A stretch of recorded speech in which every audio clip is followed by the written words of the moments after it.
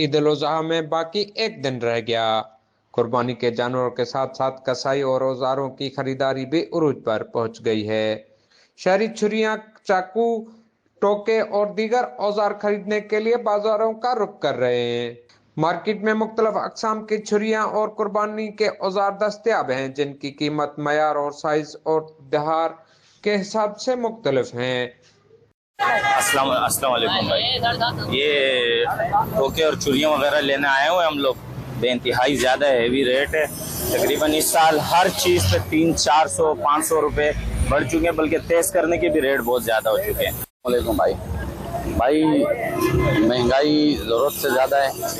مہنگائی کی وجہ سے ہم پہلے بہت پریشان ہیں۔ پچھلے سال تو 15 دن دکانیں کھلی رہتی تھی، ابھی 11 بجے ہم دکان بند کر دیتے ہیں۔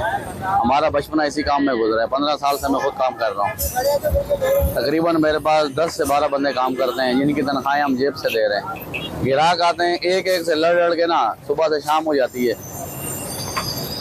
چہاڑیاں جیب سے دے رہے ہیں، منڈی میں جاتے ہیں تو جانور نہیں ملتے، دکان پہ آتے ہیں تو کاروبار نہیں ہے۔ قربانی اس سال شاید والی بات ہے کہ ہم کریں، اتنا بڑا کاروبار ہونے کے بعد کاروبار ہے ہی نہیں۔ شہریوں کا کہنا ہے کہ قربانی کے لیے اچھے اور معیاری اوزار نہ صرف کام آسان بناتے ہیں بلکہ وقت کی بھی بچت کرتے ہیں۔ جی، آپ نے لوہار اور گراہکوں کی باتیں جو ہیں وہ سنی کہ ان کا یہی کہنا ہے کہ اس سال جو ہے حد سے زیادہ مہنگائی ہے، بندہ جو ہے وہ خریداری کرنے میں بالکل مشکلات آ رہی ہیں۔ میں عظمت ایری کے ساتھ شاہ نواز شہر، فرسٹ نیوز، کراچی۔